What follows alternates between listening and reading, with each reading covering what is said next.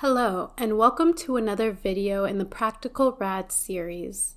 This series provides practical guidance to owners of Section 202 properties seeking to convert their Project Rental Assistance Contract, or PRAC, to a Section 8 Housing Assistance Payment Contract, or HAP, through HUD's Rental Assistance Demonstration Program, known as RAD.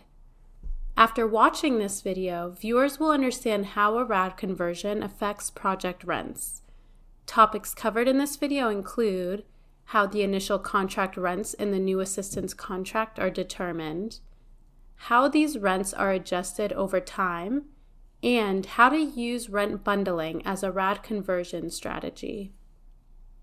The information in this video derives from Section 4 of the RAD Notice, Revision 4, which HUD published on September 5, 2019, and Supplemental Notice 4B, published in 2023. Refer to these notices for detailed requirements related to the topics covered in this video. Other videos in this series include an overview of the RAD program, conversion milestones, capital needs assessments, financial strategies, environmental review, and supportive services. The RAD program requires owners to choose between two different types of Section 8 rental assistance: project-based rental assistance, known as PBRA, and project-based vouchers, known as PBV. Differences between these two types of assistance include the entity responsible for administering the rental assistance contract, the date on which the new contract can start, and the initial contract rents. Owners are asked to indicate their rental assistance preference when they submit their initial expression of interest in the RAD program. After the RAD conversion closes and the HAP contract is executed, this selection becomes irrevocable. The PBV program is administered by HUD's Office of Public and Indian Housing. Individual PBV contracts are administered by a Public Housing Authority, or PHA. The PHA will be responsible for determining the project's initial contract rents, administering the waitlist for units at the property, and conducting property inspections. When a project owner chooses PBV assistance, HUD will make a reasonable effort to find a PHA to administer the HAP contract. If no PHA is available or willing to administer the contract, the project cannot convert to PBV and must elect PBRA if they wish to close their RAD conversion. The PBRA program is administered by HUD's Office of Multifamily Housing. Owners requesting PBRA will execute a HAP contract directly with HUD. HUD will administer the contract and all contract renewals, perform REAC inspections, management and occupancy reviews, and oversee all other asset management responsibilities for the project. If an owner chooses to convert to PBRA, the new HAP contract will start on the first day of the first full month that begins at least 30 days after closing of the RAD conversion. For example, if closing occurs on July 15th, the HAP contract would begin on September 1st. PBV contracts must align with the anniversary date of the existing PRAC contract, and the start date must be at least 90 days after closing of the RAD conversion. For example, if the PRAC anniversary date is September 1st, the PBV HAP start date must also be September 1st, and closing of the RAD conversion must occur no later than May 31st. Prior to closing of the RAD conversion, projects will continue to receive their PRAC rents, and these rents remain eligible for adjustment through the annual PRAC contract renewal process. PRAC owners should submit a budget-based rent adjustment package, or BBRA, at least 120 days prior to their contract renewal date and prior to submission of their RAD conversion plan. Any increase in rents must be approved by HUD prior to closing of the RAD conversion. In general, projects converting to PBV will have lower initial contract rents than projects converting to PBRA. Projects converting to PBV will have their initial contract rents set at the lower of the project's approved PRAC rent, reasonable rent as determined by 24 CFR 983.303, 110% of the applicable fair market rent or small market FMR, minus any utility allowance, or the rent requested by the project owner. Projects converting to PBRA will have initial contract rents equal to their approved PRAC rents.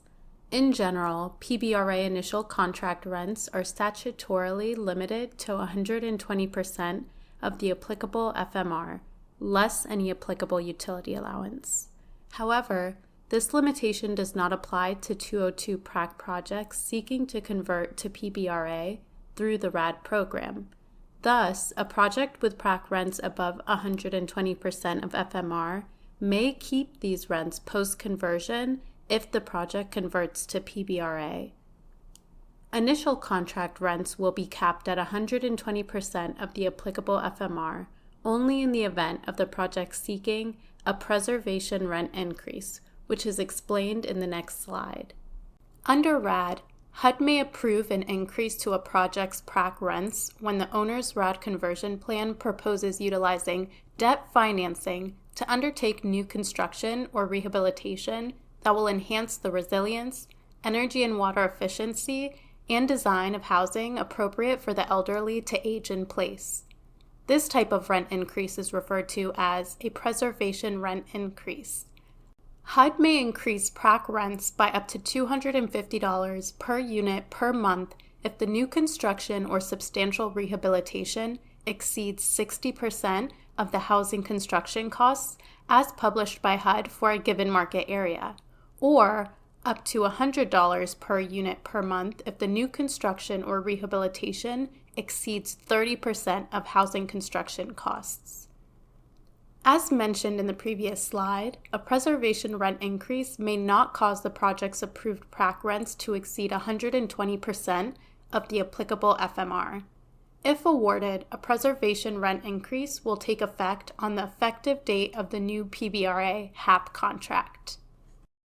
When proposed construction or rehab will result in the reduction of one or more of the utility components, such as gas, water and sewer, or electric, used to establish the utility allowance, HUD will permit the RAD contract rents to be increased by a portion of the utility savings.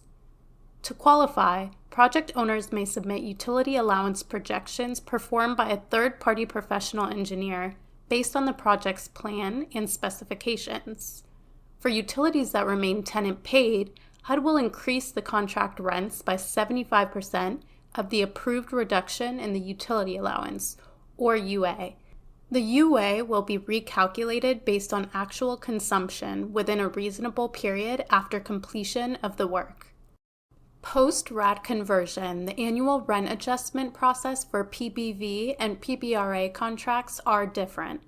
A project owner that converts to PBV may request a rent increase at the anniversary date of the HAP contract by providing written notice to the PHA. The project owner agrees never to request a rent increase in excess of the OCAF adjusted rent.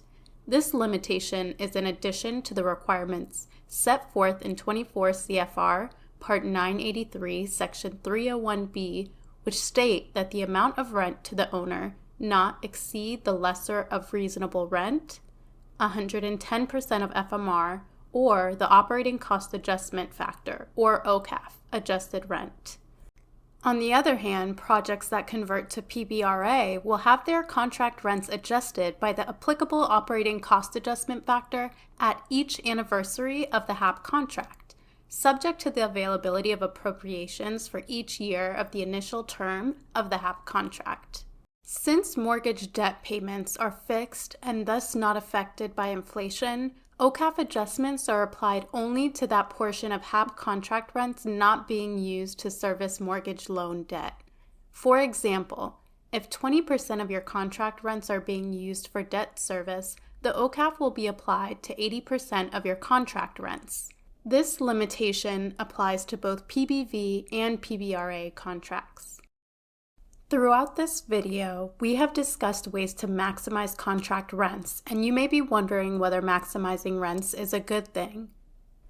In order to qualify for a RAD conversion, the converting property must demonstrate that it will be able to fund both its immediate and longer-term repair and replacement needs. Maximizing rents increases a property's net operating income, which in turn can be leveraged to obtain a new mortgage loan to fund repairs and replacements. Thus, maximizing rents can help a property qualify for RAD conversion and assist with project preservation down the road. Another potentially valuable tool available to owners seeking to convert multiple projects is rent bundling. With HUD approval, an owner that owns multiple properties may utilize a portion of the rental subsidy at one project, known as the donor project, to increase the rental subsidy at another project, known as the recipient project, if such adjustment would allow both properties to qualify for RAD conversion.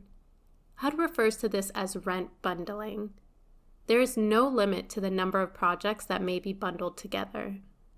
For example, let's assume you own 2 properties and are seeking to convert both properties through RAD.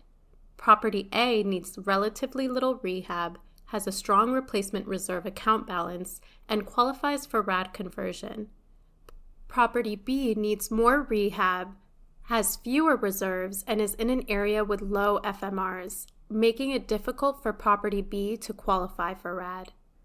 The owner may request to allocate a portion of the rental subsidy being received by the stronger property to the weaker property in order for both properties to qualify for RAD conversion.